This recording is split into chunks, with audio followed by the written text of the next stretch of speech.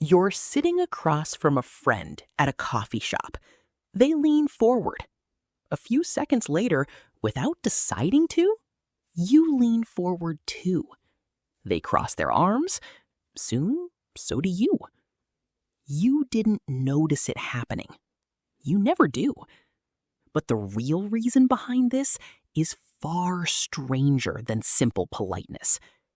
It starts with a monkey, a researcher, and an ice cream cone. In the early 1990s, a neuroscientist named Giacomo Rizzolatti was studying the brains of macaque monkeys in a lab in Parma, Italy. His team had implanted electrodes to track which neurons fired when a monkey performed specific hand movements, like reaching for a piece of food. Then, something unexpected happened.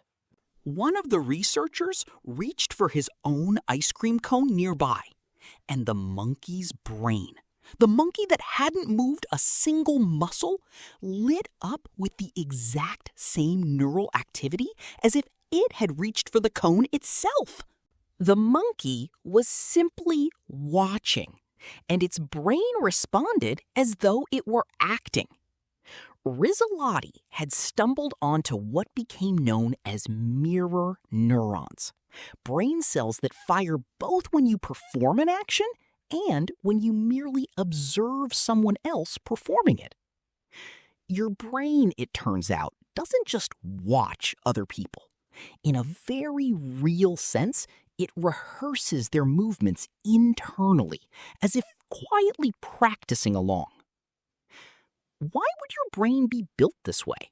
Think about your ancestors for a moment, moving through unfamiliar landscapes in small, tightly bonded groups. Survival depended on reading other people accurately and quickly, sensing danger before it was named, understanding intentions before they were explained, and staying emotionally in sync with the group around you. A brain that could instantly model what someone else was doing without stopping to consciously analyze it had a serious advantage. If someone else froze in fear, mirroring that tension quickly, without deliberation, might mean noticing the danger a critical second sooner. Mirror neurons gave your ancestors a shortcut. Understand others by simulating them internally, almost as if briefly becoming them. You still carry that exact same machinery today. It's just running constantly, quietly, in situations that have nothing to do with survival.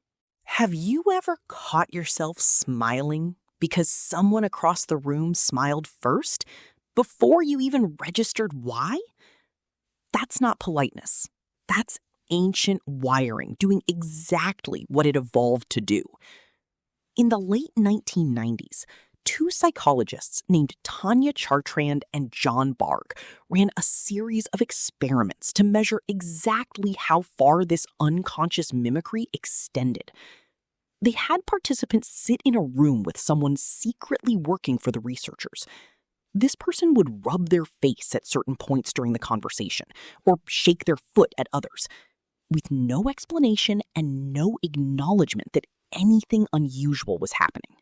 The actual participants, with no awareness at all, began mirroring these exact behaviors.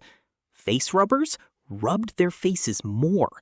Foot shakers shook their feet more. None of them noticed they were doing it. When asked afterward, not one participant reported copying anyone. Chartrand and Bargh called this the chameleon effect, an unconscious tendency to adopt the postures, gestures, and mannerisms of the people around you, automatically and invisibly. But here's where the study reveals something even stranger. The researchers also measured how much participants liked the person they had been unconsciously mimicking, and separately, how much the confederate liked participants who mimicked them back. Both groups reported significantly warmer feelings toward each other. Mimicry wasn't just a side effect of social interaction. It was quietly building trust and rapport underneath conscious awareness the entire time. Your body has been running a constant, invisible negotiation of closeness with everyone around you, and you were never given access to the transcript. Now, think about your own face for a moment.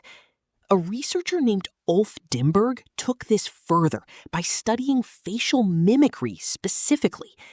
He showed participants photographs of angry and happy faces while measuring the tiny electrical activity in their own facial muscles. Even when participants had no idea they were reacting at all, their muscles moved in tiny, almost imperceptible ways that matched the expression they were viewing. A happy face triggered faint activation in their own smiling muscles. An angry face triggered faint activation in their own frowning muscles.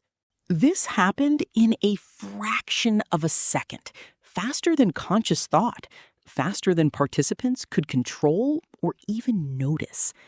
Here's the twist that changes how you should think about this. Mimicry isn't just something that happens to you, it's actively shaping how you feel, not simply expressing feelings you already have. Researchers have found that adopting a facial expression, even artificially, can nudge your own emotional state to match it, even slightly. Your body doesn't just mirror emotion outward, it sometimes generates emotion inward from the mirrored posture itself. Which means every time you unconsciously match someone's tension, someone's excitement, someone's slouched exhaustion at the end of a long day, you may not just be reflecting their emotional state. You may be quietly absorbing a version of it into your own. Have you ever left a stressful conversation feeling stressed yourself, even though nothing was said that directly concerned you? That's not simply empathy in the abstract sense. That's mirror neurons and mimicry working together, pulling your own physiology, however slightly, toward the emotional state of whoever you were near. Think about how different this makes your everyday environment. Every room you sit in, every conversation you have, every crowd you move through is quietly rewriting small pieces of your posture, your expression, and your emotional undertone. And you were the last person to know any of it was happening. Now, consider the modern mirror of all this: video calls. Researchers studying video conference behavior have noted that when the natural nonverbal feedback loop breaks down, delayed reactions, frozen frames, people looking at their own image instead of the camera, mimicry becomes harder to synchronize.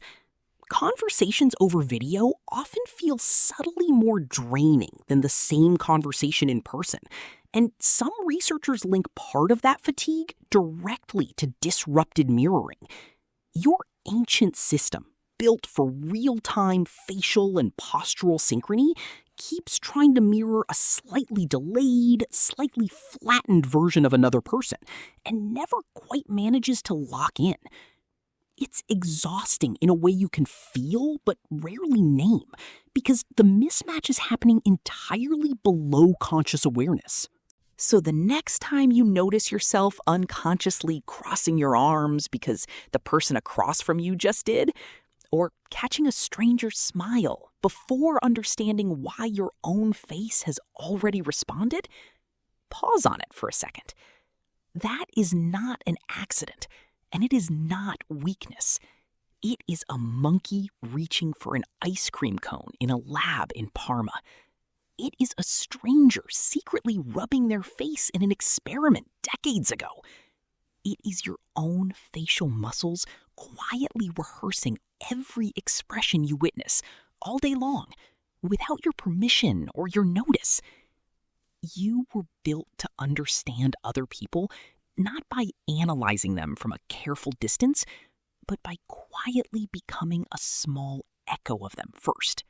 So tonight, when you sit across from someone you care about and find your own posture drifting to match theirs, know exactly what's happening. You didn't notice it happening. You never do. But now, for the first time, you finally understand why.